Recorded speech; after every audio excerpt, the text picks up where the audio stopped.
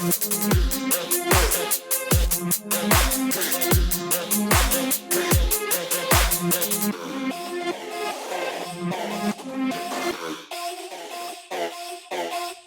Dale Show!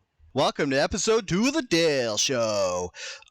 This podcast is titled The Great Pyramid / The Great Pyramid of Giza / Dale's a liar / it's not about the Bible / it was overwhelming / I didn't want to have to come up with a Bible lesson every week / I really like the pyramid / I'm only talking about the Great Pyramid because / I don't want to have to talk about ziggurats and Teotihuacan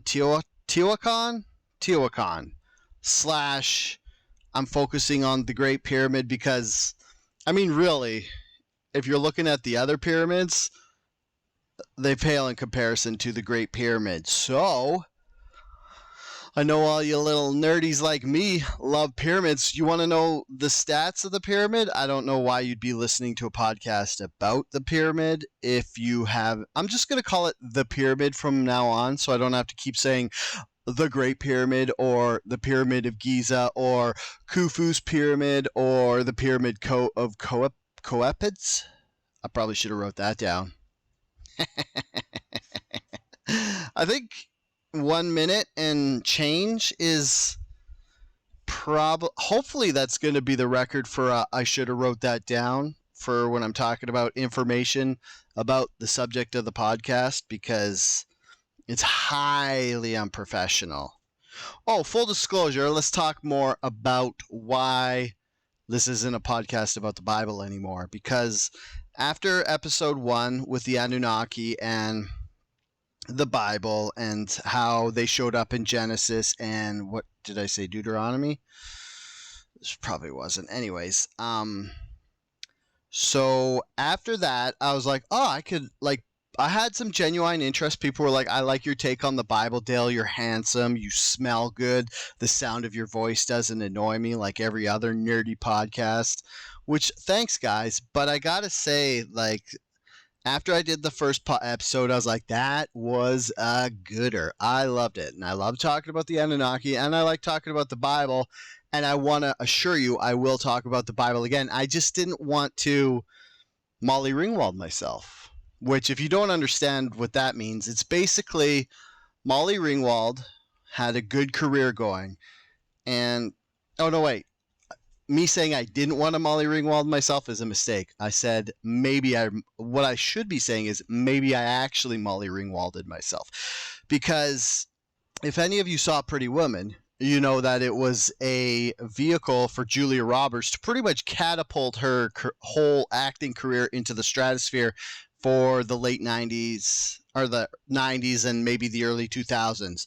But did you know that before Julia Roberts was casted as the, I don't know the name of her character, and I kind of don't want to just say the whore in Pretty Woman because that might offend a lot of the female listeners, because I know there's got to be a ton of them listening to this podcast. So I will say hooker. Is that better? No. Prostitute. Okay. Let's just go with the technical term. So Julia Roberts played the prostitute in Pretty Woman opposite Richard Gere. The reason that Julia Roberts even showed up there was because Molly Ringwald, the seminal actor from the 80s who was in Pretty Woman, not Pretty Woman, Pretty in Pink and a bunch of the other movies about teenage drama and stuff. But anyway, she was offered Pretty Woman, but she turned it down because she didn't want to get typecast / she didn't want people to think of her negatively from the role.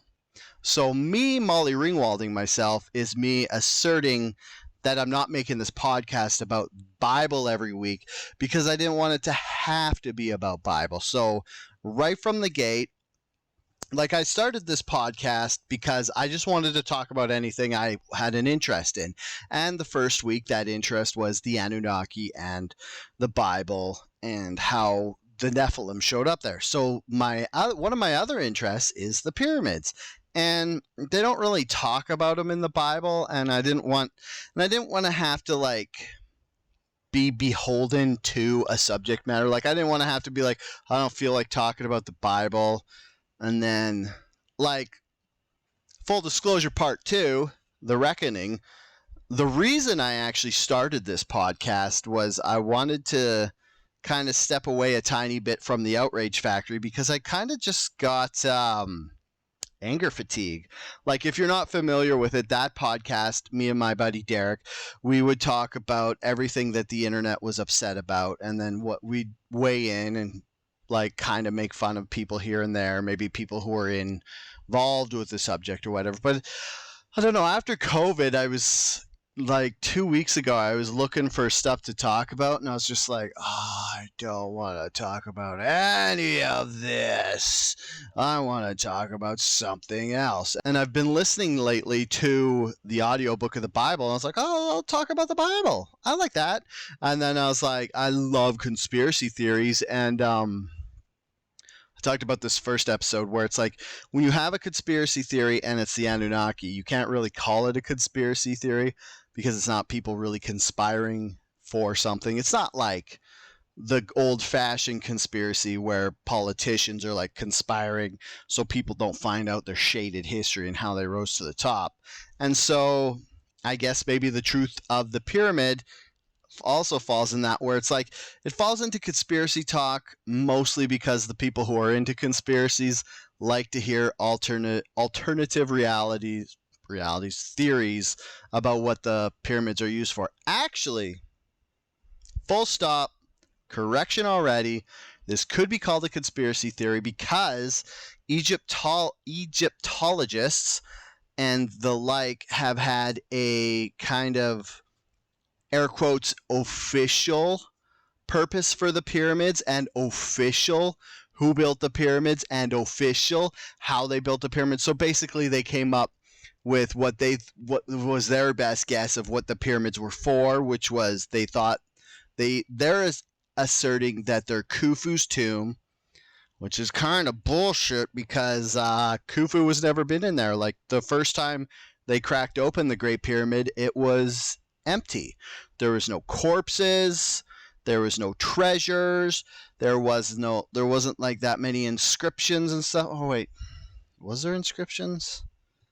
See, I just kind of watched so much pyramid stuff, it all kind of blended together, and I can't remember if the Book of the Dead was from hieroglyphs in the Great Pyramid. Okay, we'll say there was inscriptions because there obviously was, and well, because that's how they discovered what they thought was the builder being Khufu, was because when they opened up, I think it was the King's Chamber, it had like painting in it in red that said it was like Khufu's like workers or whatever, like they said which workers had built it, and then in a subsequent little town that was beside it, they found like papyrus that a guy had said he worked on it. So basically, the way that they got to the fact that Khufu built it was because somebody had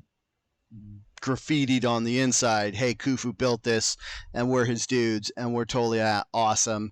I want to look up the name because I've kind of listened to a lot of pyramid stuff because it shows up like I was talking before, like it shows up in conspiracy theories and stuff a lot, but that's just because like people think maybe aliens built it. One of the conspiracies I guess we could talk about this podcast is the actual head of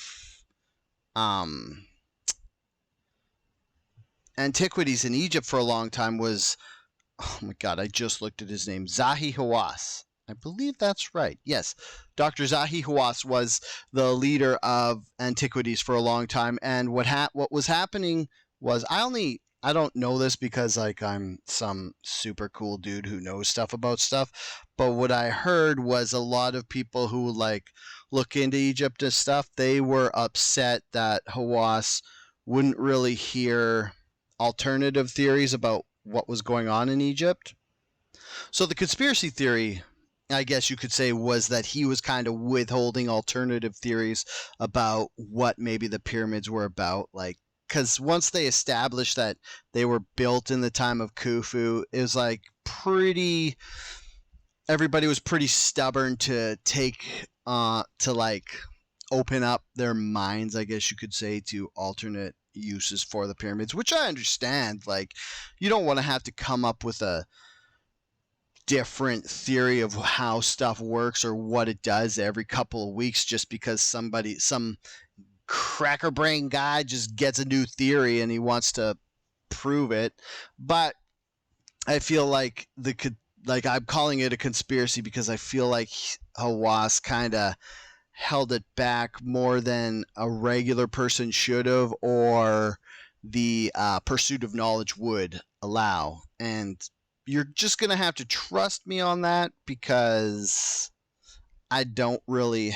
It's not really in writing. Like somebody is like, oh, I mean, I guess it is. I guess you could Google it. Oh, that's another thing. Like, so I'm like, oh, I don't want to talk about the Bible all the time. I want to talk about the pyramids. I'm like, I'm just gonna Google the pyramids because I have like I came into this subject. I didn't come in blind like I knew nothing about the pyramids. I'd heard things here and there, like how Tesla thought the pyramids were like batteries or took energy, and I was like, that's cool. I could talk about that. Or how um this one guy thinks that they're to do like ISIS built them to resurrect Osiris into Horus, which I was like, that's pretty cool. And then I was like, well, that'd be cool. I should do some research. And I found out that there are so many crackpot theories about what the pyramids are actually for.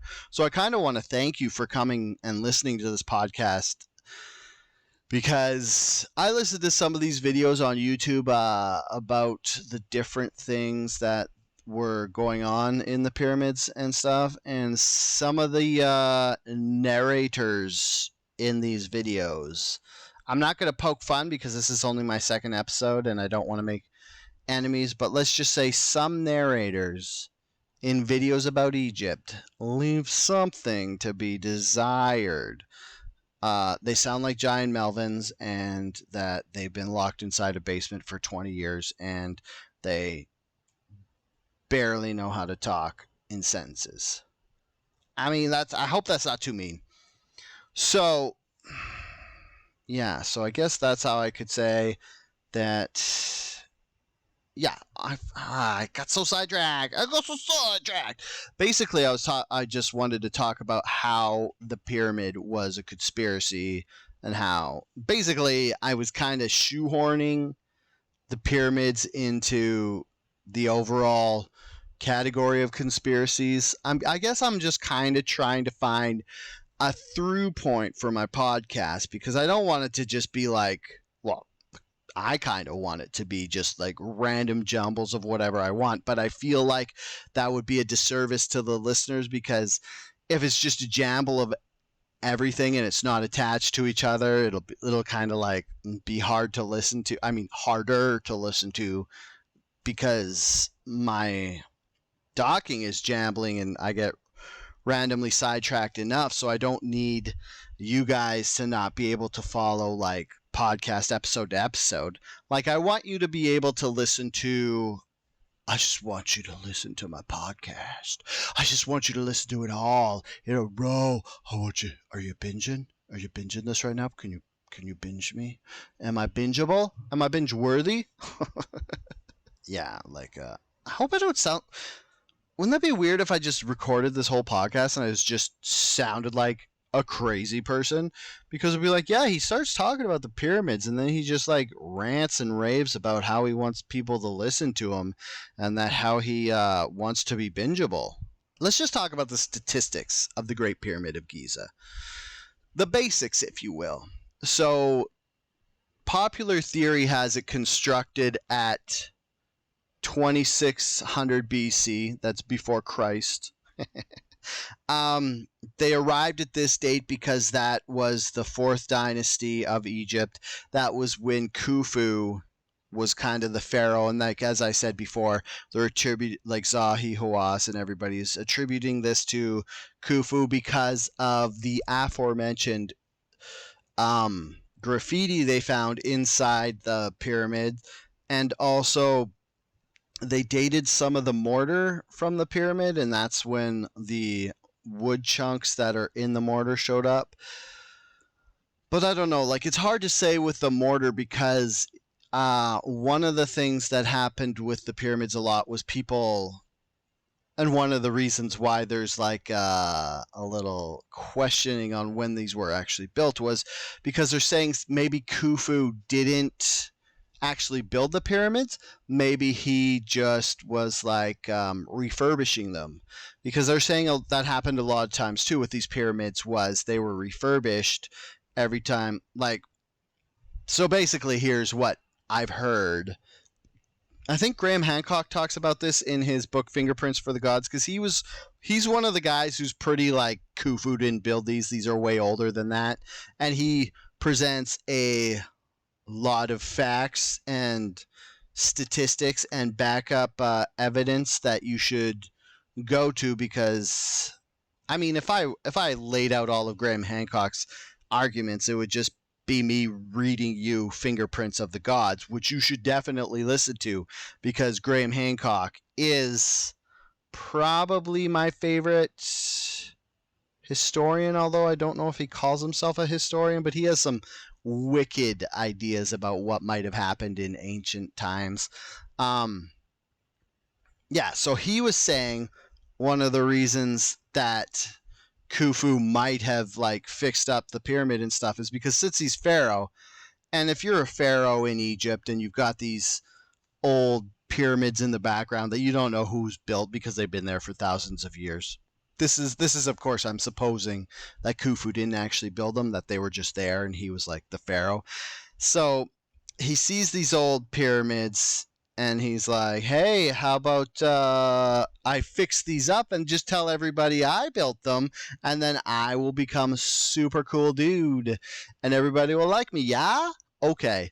And one of the things actually that could have happened was Khufu could have actually put the capstones on the outside, if you look at the pyramid now, it looks kind of bullshit if you ask me. It's kind of dilapidated and all the blocks are all roughly hewn and weathered because some jerks, not realizing how much Dale wants to see the pyramid in its full glory, started taking all the capstones off of it, the white limestone, and building other shit with it because they're too lazy to go get their own blocks and they want to ruin one of the ancient wonders of the world just to be jerks.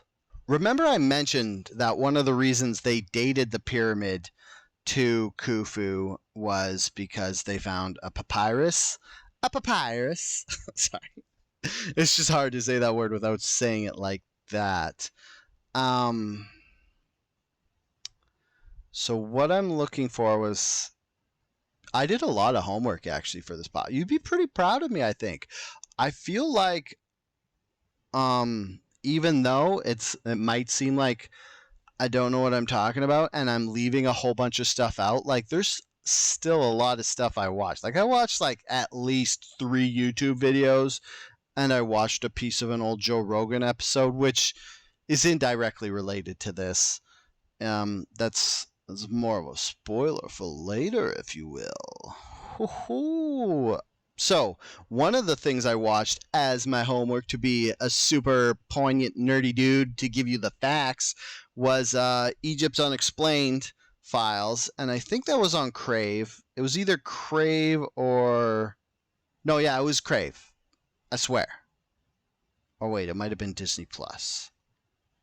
Okay, check Crave, check Disney Plus, and the series is called Egypt's Unexplained Files, and they were talking about how in 2013 they found some papyrus.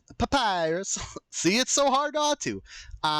So basically, what they found in 2013, well, they didn't find it in 2013. They found like a little town beside the remnants of a little town beside the Great Pyramid that had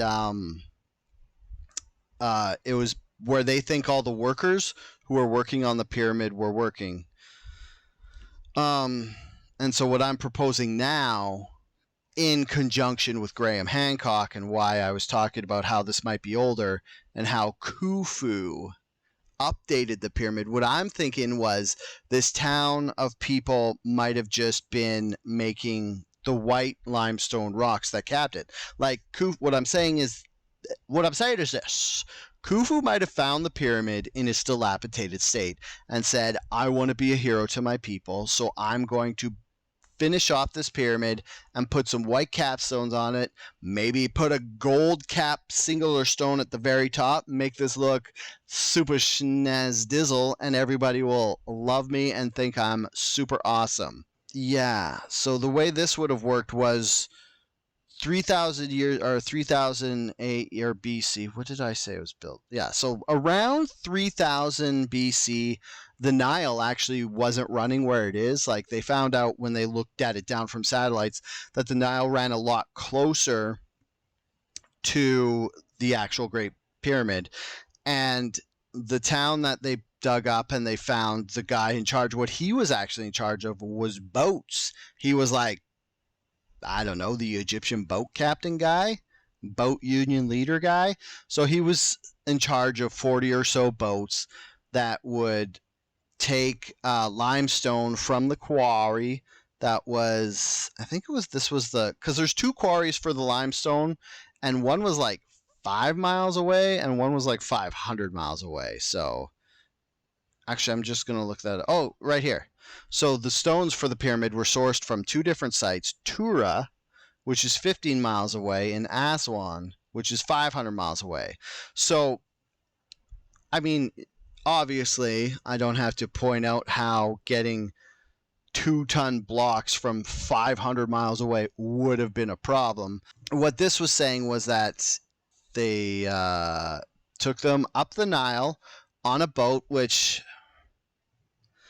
I mean, I didn't do all the math on what size of a boat you'd need to carry a 2-ton block, but that's 4,000 pounds. So you can imagine that's probably the size of like a cube, the weight of a cube van.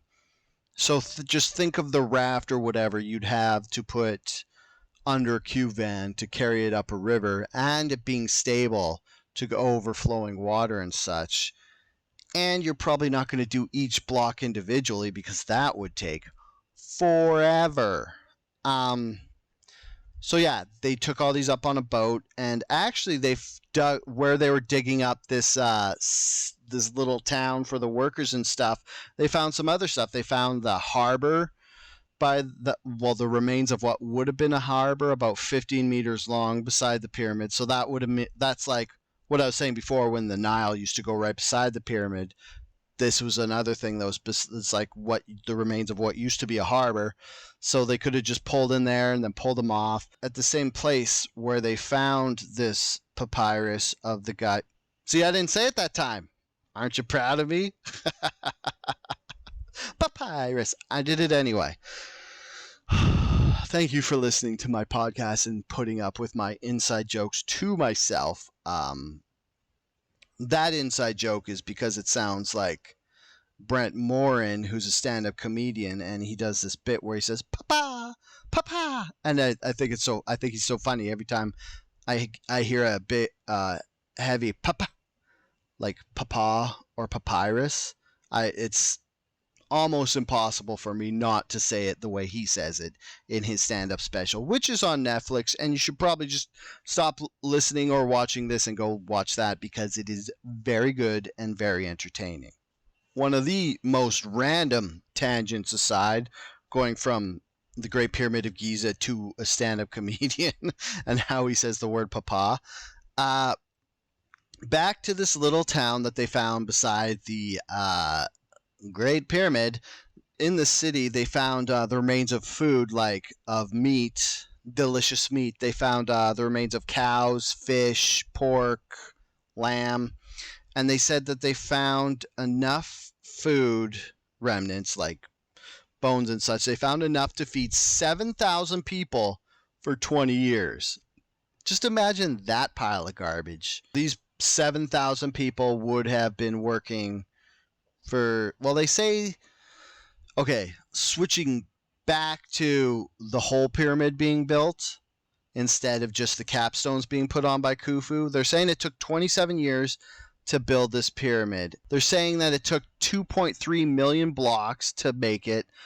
But the thing is, to get these 7,000 people to build it in 20 years, they would have had to place one 2-ton block every 2 to 3 minutes for 10 hours a day for 20 years. So my hypothesis is that this town and these people who are working for 20 years just built the capstones. They don't have a number out there separate for just the capstones that used to be there. But I feel like that would be, because I don't know if you've ever worked with people, but you're not going to get even skilled masters of masonry to turn a 2-ton block every 2 to 3 minutes. It seems crazy to me. But if you're wondering where these 7,000 people would have come from, this is a different show I was watching. This was on Paranormal Egypt, which is available on Amazon Prime. It's a show from 2008, so it's actually it's a British show. So if you're like me and you like watching shows with a British accent just because it makes people sound smarter, then it's good for you.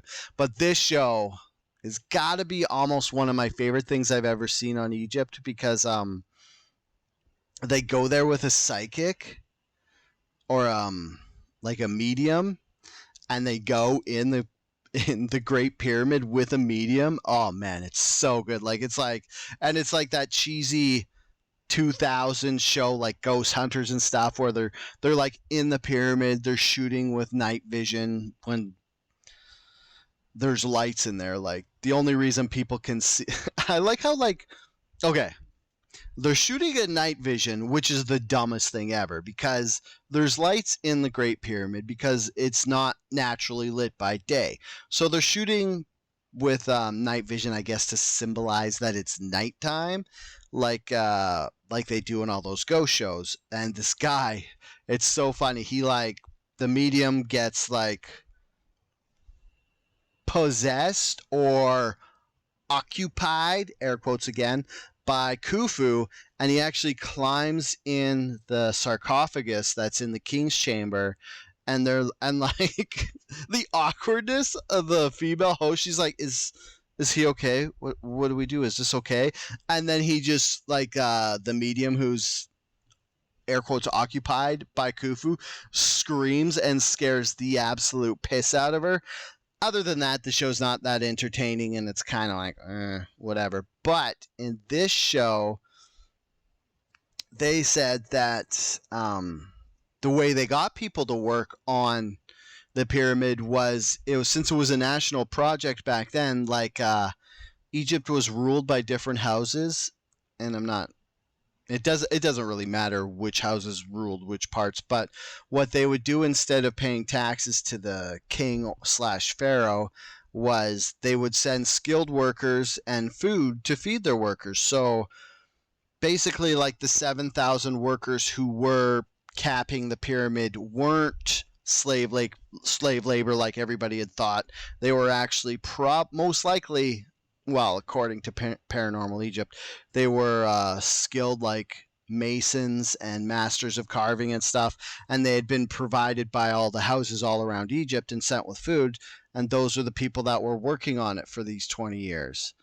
I like how I'm half an hour in, and I was starting to just tell you the base. I was like, gee, how am I going to work through all this information I have? And then I wanted to start with giving you the basic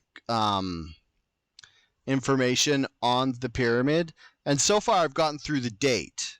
I did sprinkle in a little bit of the other stuff in there, like how many blocks was used and where the blocks were quarried from, as a little bonus. So let's go back to the basics. So the whole pyramid is basically made of like brown limestone and then white limestone on the outside. And then in the king's chamber, there's some granite. So this is weird because the whole pyramid is made up of like a bunch of rocks that are not all the same size. It was kind of, I guess they were kind of like they brought a slab and then they like cut it to fit in the spot wherever. Like these blocks fit together so close you can't even get like a razor blade in between them. And that's pretty impressive because this was like what? Quick math, Dale. You're on your toes. Impress your listeners. Adding 26 and 21 together and 20 together is 46, 21. So Dale's quick math tells him that it was 4,621 years ago ish. So they built they placed these rocks that long ago, and they all fit so close together you can't get a razor blade. Well, it's funny because it's like some people say you can't get a paper between them, and other people are like, you can't get a credit card between them. That was the British show I was imitating. Because I got to throw in the British accent every podcast just so you can all remember I can still do a British accent. Yeah, so all these blocks are placed together so tight. So tight. There's no gap between them. And that's I think that might be the most impressive part for me. And then so that's all the little blocks that make the pyramid. And then on the like in the center of the pyramid, like it's here, like right in the middle, because it goes. Okay, I guess I'll tell you this right now because it helps illustrate my point. So you have the giant pyramid, and then there's 3 chambers inside. There's the bottom pyramid, which they called they just call it the subterranean channel, which, I mean, guys, come on. Like, you've got, so it goes subterranean chamber. Did I say channel a bunch? Sorry. They called it the subterranean chamber. Then the queen's chamber. Then the king's chamber. Why not call it like the jack's chamber or the prince's chamber or anything except for subterranean? Like, you're naming all this stuff like the baller stuff, like, yo, that's where the king slept, that's where the queen slept, and that's just the subterranean hole that we didn't come up with a good name for because we quit trying after 2. So the way it goes is the subterranean chamber, and then the queen's chamber, and then the king's chamber. And on top of the king's chamber is weird because it's like you have the chamber, and then this is all like inside the pyramid. You have these 80-ton granite blocks that make the roof of the king's chamber, and there's like, I think it's like 3 or 4 layers, which is like, it's like a weird design thing. So that might come into play later if I actually make it to talking about what these pyramids were supposedly used for. So all you got to remember is that there's these 80-ton blocks of granite above the king's chamber, which is the top of the 3 chambers, and I'm sure there's some sort of like natural physical traits that the granite would have of maybe how to make it a battery. Because one of the theories is that the Great Pyramid was a battery, and that would kind of something to do with like the crystalline properties in the limestone and the granite, and then that would also be why the cap was made out of gold, and there might be like the copper, and you can look it up. I tried to find it, but I couldn't find anything concise enough to be like, this is what it is, this is how it works. What I can say is there's probably a reason that there's giant slabs of granite on top of the king's chamber as opposed to the 2-ton blocks that they made the rest of the pyramid with. I'm just going to give you the pre-capstone removed, like when it was in its like fully restored state, the pyramid was 146.6 meters tall or 481 feet tall. The base of it was 230 meters or 230.33 meters or 756 feet. I think that's like, obviously it's a square, so that's just how long the edges of it are. And the volume of the pyramid is 2.0 million cubic meters or 92 million cubic feet. The slope on the outside of the pyramid is 51 degrees, which is actually kind of a testament to the marvel of the pyramid itself. Because if you're just going to go like get a square block and then put a square block kind of end to end like that, then the slope would have ended up being 45 degrees. And that would have made building the pyramid so much easier if they could have just been like slap, slap, slap, slap, and like set it up like that. But since it's even steeper than 45, this would also make problems with even getting like the other blocks on there. Like they're saying, like some people say that they made a slope to drag the rocks up and then place them, but Graham Hancock says that you couldn't do that because there's no remnants of this great big slope. But funnily enough, that Paranormal Egypt series I was talking about, one of the things the guy said when he was, air quotes, occupied by Khufu was he was getting a sense that they were mixing mud and water into sort of like a mortar thing to make a ramp, which, I mean, if you're going to believe anybody, why wouldn't it be a medium who is supposedly occupied by Khufu himself? If anybody knows, it'd be Khufu, because he was there when they built it, or capped it, like I was saying. And the other thing about the slope being 51 degrees is this has something to do with basically read fingerprints of the god, because Graham Hancock runs through all this information on how fucking baller the pyramid is. Like I wrote down some of the stuff, but like I said before, I don't want to just spend the whole podcast retelling you about pyramids of the gods.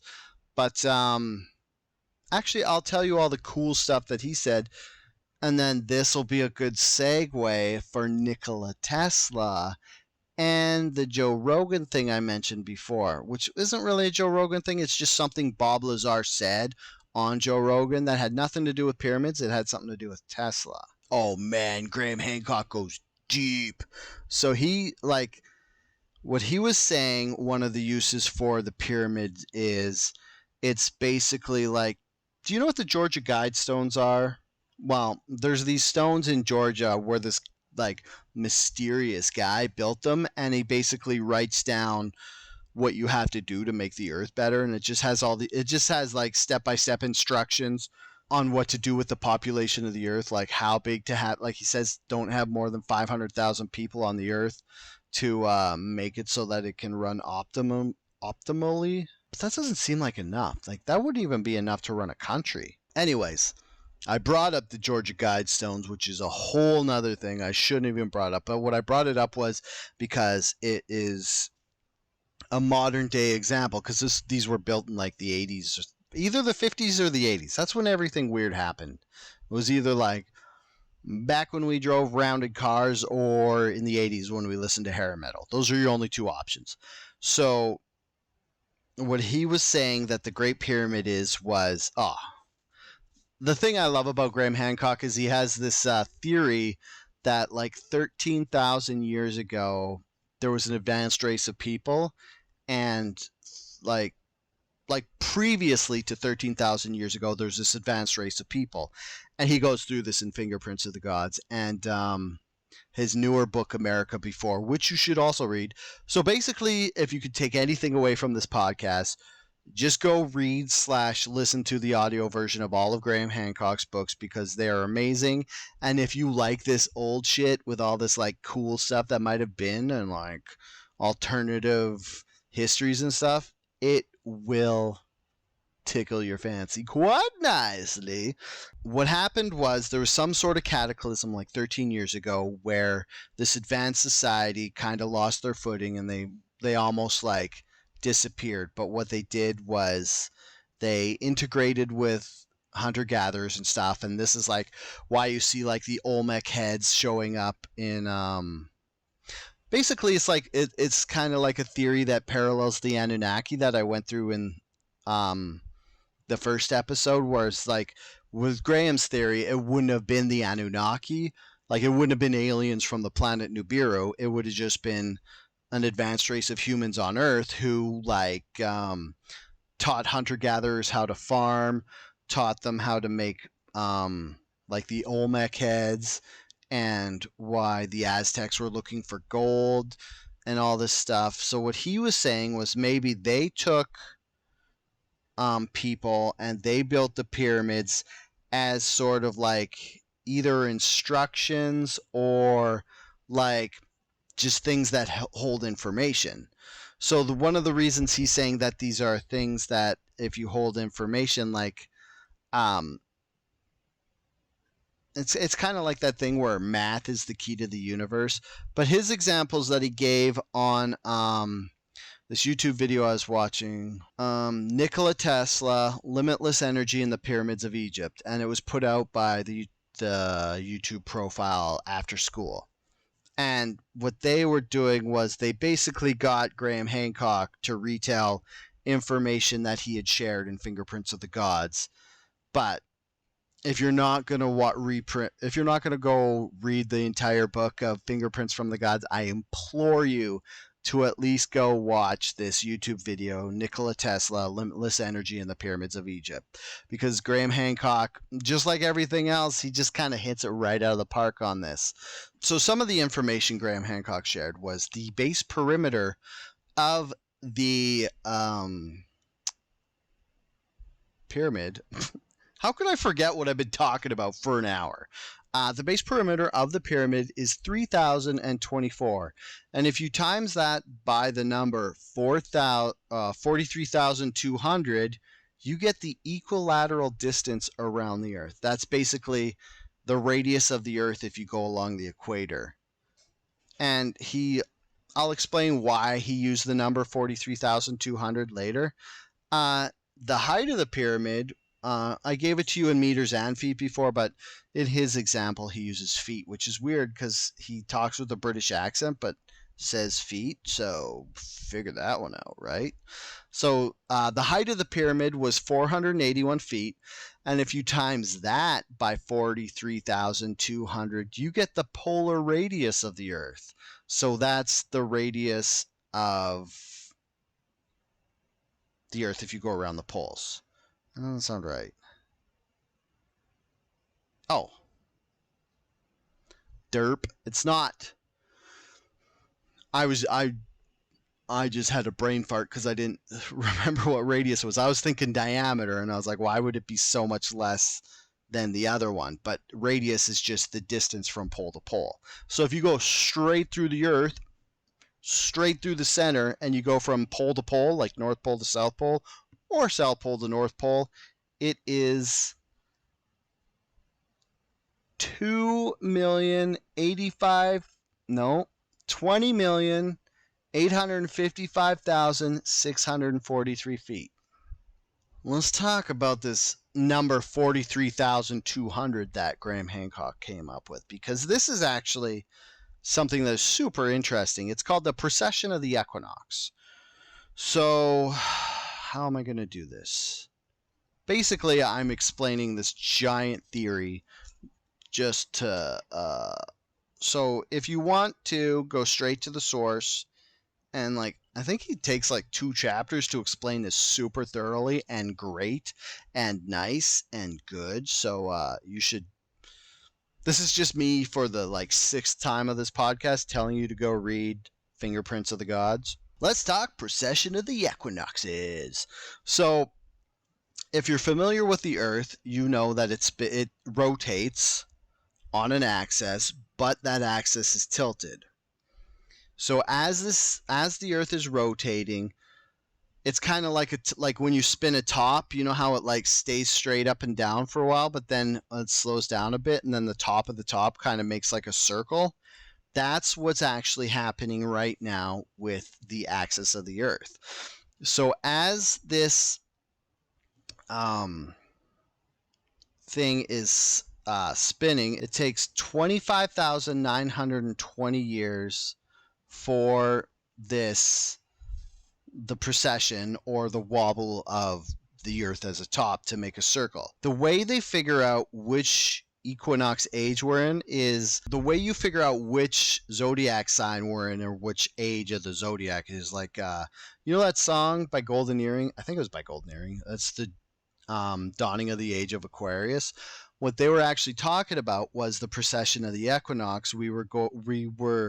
We just recently finished the age of Pisces, and now we're in the age of Aquarius. And the way you tell which kind of giant zodiacal thingy-majigger you're in is where the sun rises on the solstice, the longest day of the year. I think it's June 22nd. Whatever constellation the sun rises in front of, like, so basically if right before dawn you're looking where the sun's going to rise and you see which constellation's there and then the sun just goes bleep, that constellation is how you figure out which zodiac thing we're in. So basically what happened was the sun went from rising in the constellation Pisces and it just switched over to rising in the constellation Aquarius. So now we're in the age of Aquarius. Side note, we're supposed to get a new world religion every equinox, so that's fun. We're going to get a whole new world religion. Maybe start a few wars over that like they do with every other religious stuff. Okay, so I got more numbers for you. Don't worry.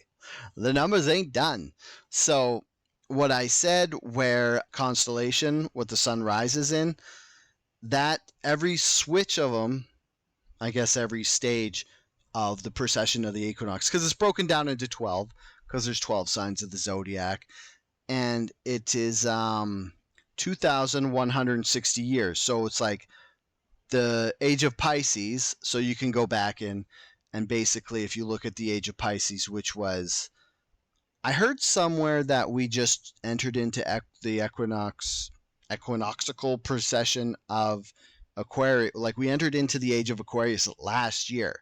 So if we're right on the cusp here. So if you look at the last 2,160 years, you could see basically the rise of Christianity. Like the crucifixion of Jesus was 2,020 years ago, if you could trust our dates. So the age of Pisces would have started like 140 years before Jesus was crucified. So that would have been like, because he was crucified when he was like in his 30s. So that would have been like, it would have been like the age of Pisces started 100 years before Jesus was born. So maybe we'll get like Aquarius Jesus in 100 years. Fingers crossed, guys. New Savior would be pretty dope, wouldn't it? I keep losing track. So, okay. Every 2,160 years, we go through the zodiac. The circle of the precession moves 1 degree every 72 years. So each one of the zodiac signs takes 30 degrees. That's basically like if you take the 360 degrees, like circumvent the earth, like looking out at the sky 360 degrees to do the full circle.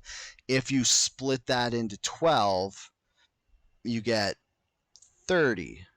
So basically 30 degrees for each zodiac sign. And it takes 72 years to do each degree. So each constellation turns into 2,160 years. That's how you get that whole 2,160 years to go through the thing. So if you take that 2,160 and you times it by 12, you get that number I mentioned before, that 25,920. But now this is where it's supposed to all align super nice and kind of makes sense, but it is kind of like, remember that 1 degree I said takes 72 years? So Graham Hancock came up with this number, 43,200. It becomes significant because that is divisible by 72. So yeah, 43,200 is divisible by 72 if you times it by 600. So 72 times 600 is 43,200. So this is what Graham Hancock was talking about when he was talking about the Great Pyramid being kind of like basically the Rosetta Stone for humans to understand astrology and the all of this stuff. But it's kind of like you got to leave some clues behind. Like they're saying that 72 and all these, like if you look into numerology, which I know absolutely nothing about. If you look into numerology, apparently these numbers will come to you because like if you were to use what Graham Hancock was saying, like if you're to use the pyramid's height to figure out like the pole of the earth and the distance around the base and stuff, you would have to know this number 43,200, or you would have to know 72 times 600, or even if you just figured out, like even if people figured out like the precession of the equinoxes and stuff and figured out that it takes 72 years to move a degree, you still got to figure out why you'd be timesing it by 600, which I'm sure if you look hard enough, you're going to find like maybe in the hieroglyphs or in one of the ancient tales, they tell you the numbers. Like a lot of times, oh yeah, like Osiris was killed by Set and his 72 assassins. So it's like one of the ancient tales, like that's just an example of how the number would show up in one of those ancient tales. So another thing too they were saying was, like Graham Hancock is saying in the book, he doesn't say it in this specific video, but if you look at it, then like saying that the height of the pyramid and like if you go around the pyramid, it equals diameter of the earth around the equator, then it's basically like you could even view the Great Pyramid as kind of a scale model of the northern hemisphere. Oh, and the weird thing was that 51 degrees of the slope of the pyramid, the reason it's that slope is so that the height of the pyramid matches up with the measurements of the earth. So whoever built the pyramids, basically what Graham Hancock was alluding to was they knew the measurements of the earth, and that would be like this super advanced society and stuff, which could have been Atlantis. I like to just throw Atlantis out there every time just to so people totally think I'm crazy. Because wouldn't it be rad if we just one day found Atlantis? Like, oh, I was thinking about it the other day. Like, they say Atlantis like sunk into the ocean, and one of the things that could have happened was it just got covered in ice. Like, so global warming, melting the ice caps. What if global warming happens and it melts the polar ice caps, and fucking Atlantis is just underneath, and then we just like all collectively jizz in our pants because we finally found Atlantis, and we could just like go look at their fully preserved technology and stuff and figure everything out. One thing I said was this video of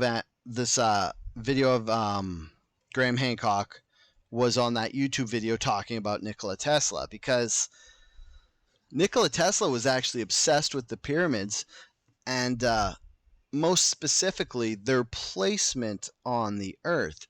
Because another crazy thing about the pyramids, oh, also they line up perfectly with the true north, south, and west by 3/60ths of a degree. Can you imagine that? Like, I can barely find true north with to that margin of error with like a compass in my hand, being like, if you were to give me a compass and all the technology we have right now and be like, draw a line in the dirt and get it to within north to south within 3/60ths of a degree of error, I probably couldn't do it. And I mean, maybe that's just a shortcoming of me, but hey, if you could do that, then you're my hero, because that seems like it would be hard to do. So, oh yeah, before I got off on that compass tangent, which everybody should just be super interested in the compasses. Oh, hey, here's a side note. If you want to make a compass, if you take a needle, like a sewing needle, and you stick it through a piece of styrofoam, well, first you got to like rub a magnet on that needle to make it magnetized, and then you stick it through a piece of styrofoam, and then you put that styrofoam in water and like cover it so that wind doesn't blow it. That will point to true north. Or no, that will point to magnetic north, sorry.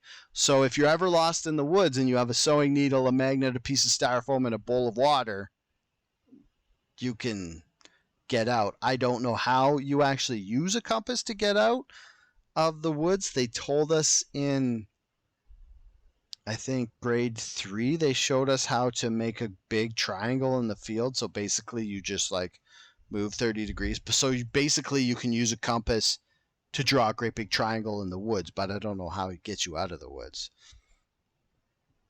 Okay, so the reason Tesla was obsessed with where the pyramids are situated on the globe is they are on the exact 30th latitude of the globe, and that is 1/3 of the way to the North Pole. And the reason he was obsessed with this is because this has something to do with. Do you remember? I don't know if you've heard about this, but he was trying to, like, one of his last giant projects for Westinghouse in America was he was trying to get wireless free energy for everybody, and then Westinghouse pulled the plug, and everybody was like thought it was because Westinghouse was greedy, but he could have saved us. And you know why? Actually, this is how it finally ties into.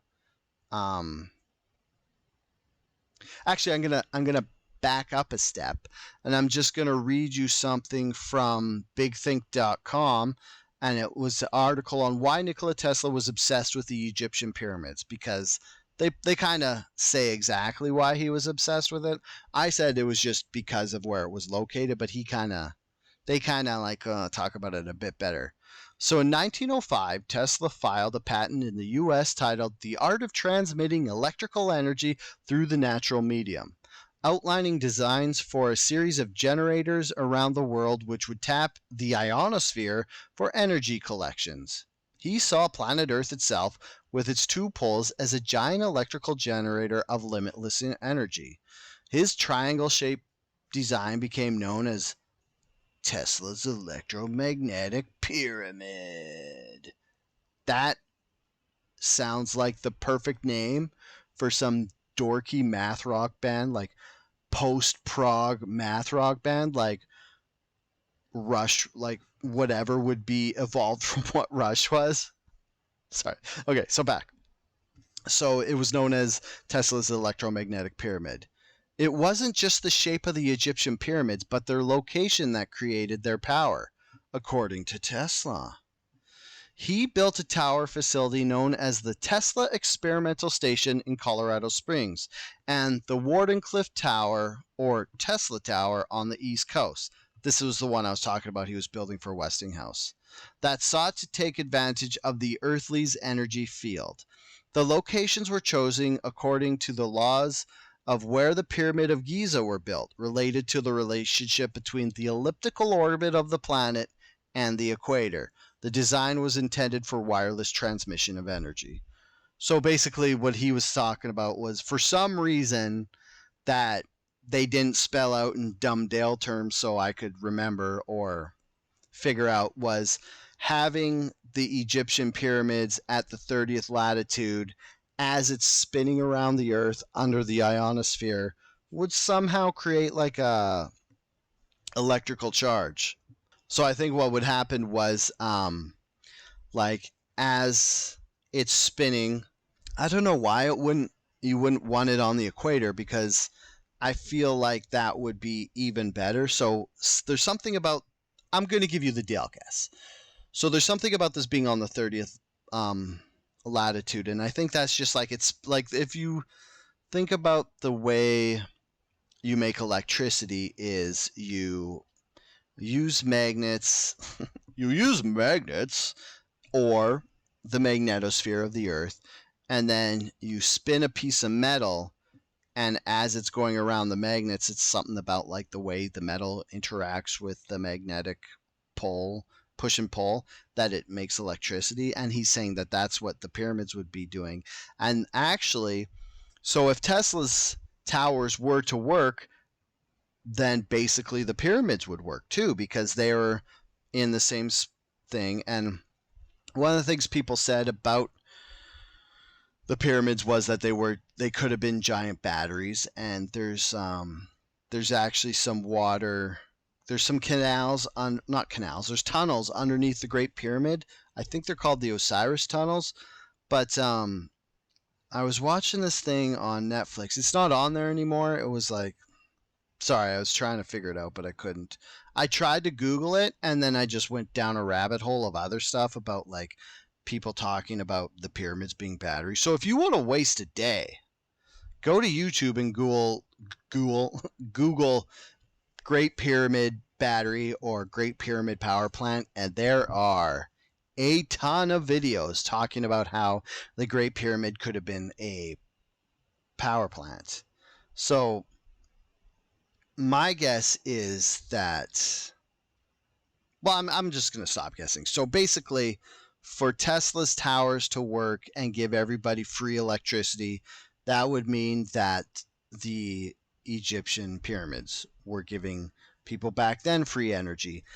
And then you might ask yourself, well, if that was working, how come they didn't have enough power? So yeah, if you had like infinite free power, you could have had like magnetized sleds for these blocks to go on, and they could like wirelessly charge everything. So that just opens up, that's just like a Pandora's box of infinite possibilities of what like the people in ancient Egypt were doing with all this free power. So how this ties into the Joe Rogan experience, which I always got to bring up because it's such a big deal and it's such a large part of my life.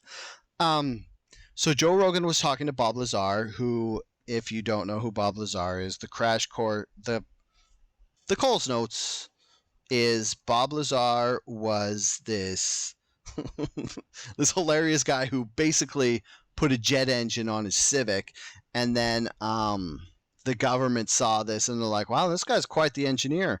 Let's get him into it's not Area 51. It's the one that they talk about it on the episode of the podcast, but they get him to like sort of try to reverse engineer some crashed spacecraft that they have, and then he goes in and he sees this, and he's like, "Holy crap!" And he like talks about it, and then he kind of he gets his friends and they go up by Roswell, New Mexico. They go on the, he's like, he calls his friends. He's like, "Guys, we got to go watch these ships take off." So they go onto a hillside by there and they watch the ships take off. And then they get busted by security inevitably because they were young and not, they're not spies or whatever. So he gets shit canned out of this government facility. And since like the 80s, he's been talking about all the shit he saw in there. And then so he goes on the Joe Rogan experience, and they're mostly talking about what he saw, like what the UFOs were made of, what it was like. But then they start talking about how there was no wiring in the UFO, so everything would have had to have the power or electricity or communication between the parts of the UFO be wireless. So then, as they're talking about him being wireless, Joe, who knows stuff about Tesla, brings up Tesla. And this is at the minute marker 154 of episode 1315 of the Joe Rogan Experience. So if you want to go watch it, you can go watch it there. So Joe goes, they're talking about like Tesla's wireless electricity. He goes, "Who knows what would have happened in terms of innovation had he been allowed to go forward with that," talking about that tower that Westinghouse pulled the funding of and he couldn't finish. And then Bob goes, "Well, we probably wouldn't have computers." And then Joe goes, "You think?" And then Bob goes, sorry. I was doing that on purpose. So Bob replies, "Yeah, I'm pretty positive. I mean, forget about microelectronics." And then you go, Joe, like me, who doesn't know what the fuck Bob's talking about, he's like, "Well, why not? Like, why is that?" And then Bob goes, "Well, this is dumping huge amounts of electromagnetic energy in the air. And yeah, we would be able to wirelessly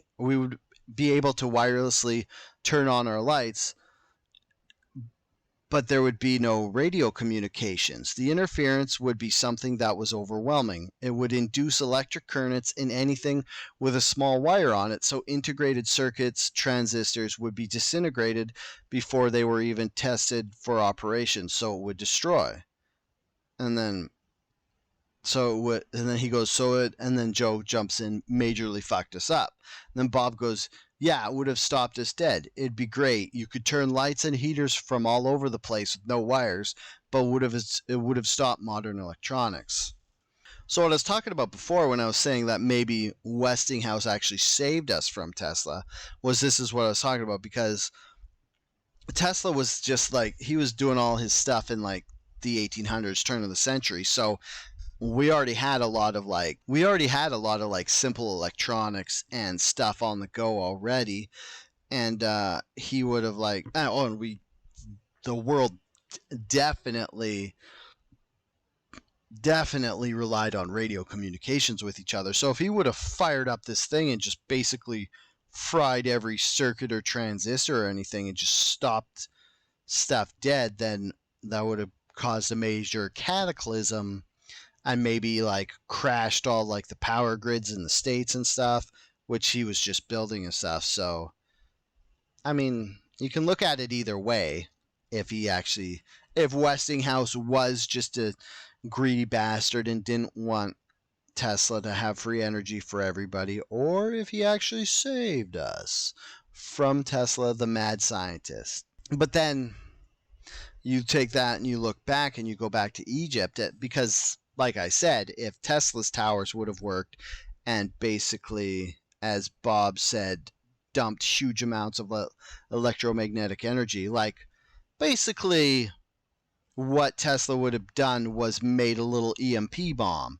And the reasons this wouldn't work is basically why EMPs fry electronics. So, like, if you think about it, like, Egypt not having the ability to progress to, say, like, computers and stuff would explain, like, if we're going, like, alternative timeline, or, like, if we're going into what could have been, like, pretend that Egypt has infinite amount of electricity, but you can't really build anything cool like computers and stuff with that electricity. What would you do with it? Well, I guess you would make like. And the other thing was they didn't have very much metal, so yeah, I don't know what they would have done with this electricity. Like, I guess you could like say make magnetic technology, like for moving these blocks. You could somehow make like, but you like what the reason I'm saying, well, we didn't find much metal, was I was answering my own question before I asked it, was because I was thinking, like, if you build a metal track and then you put metal tabs on these boulders and you kind of flip them over, so it's like you use magnetic like repulsion, so that it basically makes the blocks float. You could have done that, but then would we have found all of these like basically little metal pods? Because we found so much of everything else. Like, we found like they were using rocks as hammers. Okay, remember I was talking about these granite stones that they were using as the cap of in the king's chamber? Like, the way they got those out of the ground was they had these like rock hammers that were like round, and they would just hit them with a rock, and they would like bang on granite, and that's how they would break it off. Like, if you're doing that, how are you gonna, I don't know, it's just.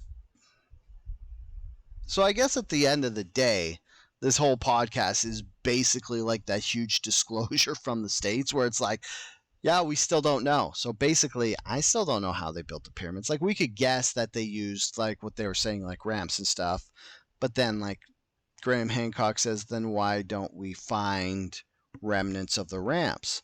Like they like that guy on Paranormal Egypt was saying they made them sort of the same way they made the mortar in between some of the blocks, but we still have the mortar there. Why wouldn't there be the ramp? So I don't know. Like, I guess it could have washed away with the Nile, but I don't know. You didn't come here just for me to ask you a bunch of more questions and unfigure things out. So I'm just going to go through my notes and make sure I talked about everything.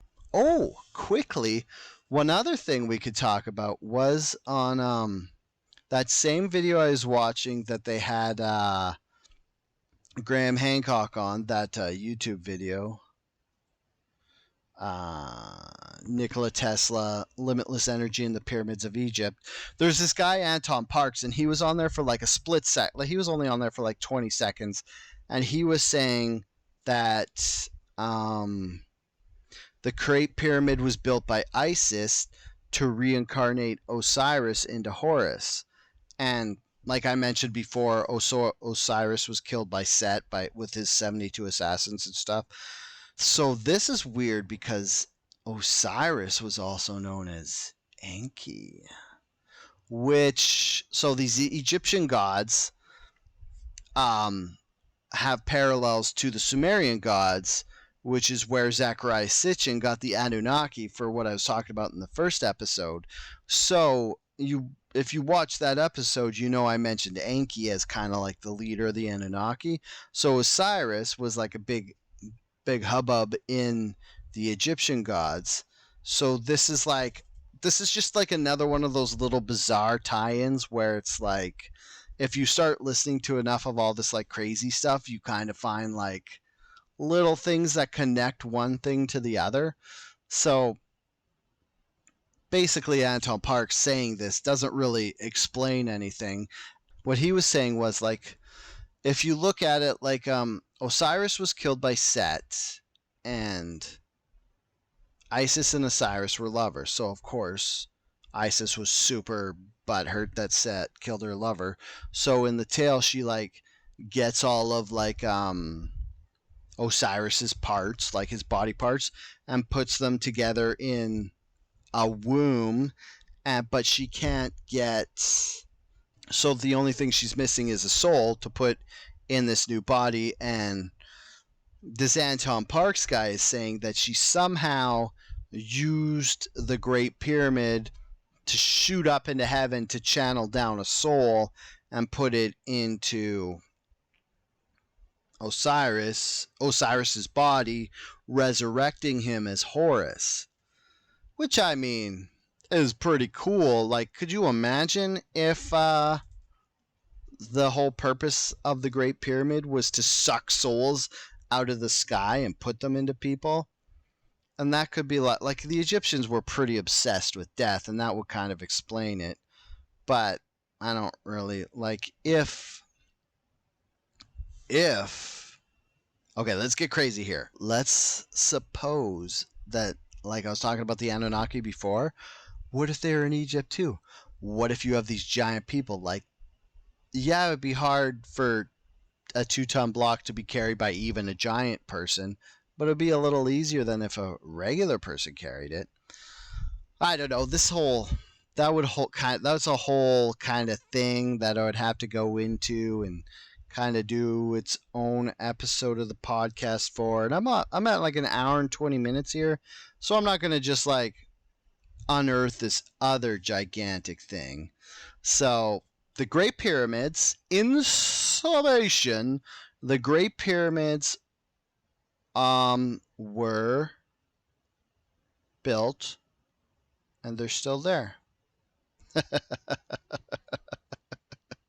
I don't know. I like Graham Hancock's theory the best. How they were basically built by an advanced people who kind of like whatever cataclysm happened on the earth, they kind of ended up like they lost their technology. So basically, if this advanced people relied on the pyramids to give power for their technology, whichever way it was. So it wouldn't have been like the transistor wire-driven technology we use in our computers. It might have been something else. But if they lost that, like maybe whatever happened to the capstone of the pyramid, like maybe the pyramids weren't just stripped for parts by local people. Maybe something had happened to them before to make them so they don't work. Like maybe even let's just go full guessing what happened. Maybe somebody didn't like the Egyptians and that they had this power. Maybe they sabotaged the pyramids to take away their power. Or maybe like this big flood happened, like I was talking about. So what Graham Hancock was I'm kind of trying not to get into all this just because I don't want to ear beat you for another hour and a half. How about this?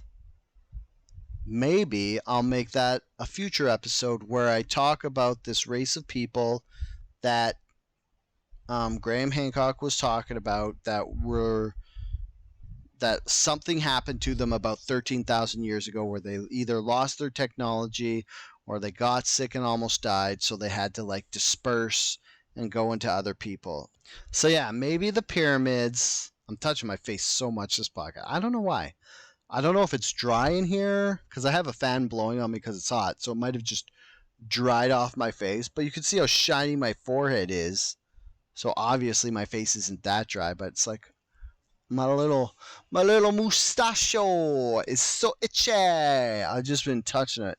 So if you're listening to this on just the audio version, you probably dodged a bullet because if you're watching this on YouTube, you just watch me like touch my nose and my face constantly. I'm gonna edit some of them out, but I mean, I said so many smart things. I probably said some when I was touching my face, so hopefully I didn't mess up the record. Oh my god, could you imagine?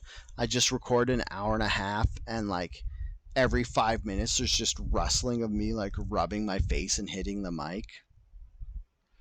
God, I hope that didn't happen. That would suck. Because I don't want to record this. So hopefully I answered some of your questions about the pyramids. The Great Pyramid. I don't really think I did. Like I gave you some basic information. Besides the fact that some of these videos have the biggest Melvins as their narrators, they do have like a lot of cool ideas and some cool theories and such. I highly recommend going and watching that Paranormal Egypt because it's just like, I mean, it's so bad it's good. Like, God bless the host and her medium guy. They had the best intentions, but just the show itself, like they don't even cut out, like if you watch it on Prime, they left in the visual cues for where the TV station that's airing it should put in the commercials. So they'll be like they have like these black gaps, like they never edited them out before they put it on Prime, so it's like 30 seconds of just a blackness where the commercial would be, and it's like I don't know. It's pretty hard to get through, so maybe try it out. Um Look into some of the stuff with Tesla because that's super interesting. Like, where would we be if Tesla accidentally fried all our technology and we were like the Egyptians and we had to build a pyramid just so people would know how big the Earth is? But then people figured out how big the Earth was before they figured out how to. I guess it's kind of ironic, like people figuring out how big the Earth was before they figured out how to interpret the pyramid is like the biggest fu to this whole thing because it's like people are like, yeah, we figured it all out. We didn't need your little guide stone on how to interpret math and how it's the key to the universe. But thanks for the effort, guys, building this thing with 2.3 million blocks just so we'd know the distance around the Earth and stuff. I don't know. You'll notice I didn't bring up aliens because I had enough theories going without bringing that whole thing into it. But don't let that dissuade you from rewatching Stargate, because that was a bitchin' movie. But yeah, I guess I'm gonna stop it there before I start rambling and launch into some other theory that's going to take me a half hour to explain. So, thank you for watching. Oh, last time I didn't give out my socials because if you watched me for this hour and a half, obviously you want to see my dumb tweets, which you can find at SuperDalebot. My Instagram is at Dalebot. My other podcast, The Outrage Factory, that's Instagram is Outrage Factory. That Twitter handle is Outrage Fact Pod. I haven't started a specific Gmail for this, but if you want to reach out and talk to me about anything on this, you could go aberant at gmail.com, aberrant at gmail.com. When I record this, I don't have too many fans or whatever, so I'm still able to sift through all the comments and stuff. But if you're watching this and this show has become super popular and super great, that'd be pretty great. But I'll try to find a way. Well, basically, what I'm saying is if you are watching this relatively close to, what's the date today? If you're watching this relatively close to July 18th when I recorded it, I'll still be not too busy to go through the comments and address any concerns you might have or any feedback you might have. You can always reach out to me on Facebook. It's just my name, Dale DeRuiter. Yeah, so thanks a lot. I'll try to set up a Patreon so you can throw me money if you want. If you're a kind soul and you like this and you want to see more of this, then yeah, that'd be great. I haven't really thought of a way to sign these off yet, so I get because I want to say like find mystery or something super cheesy like that, but it's so cheesy. So I guess I'll just say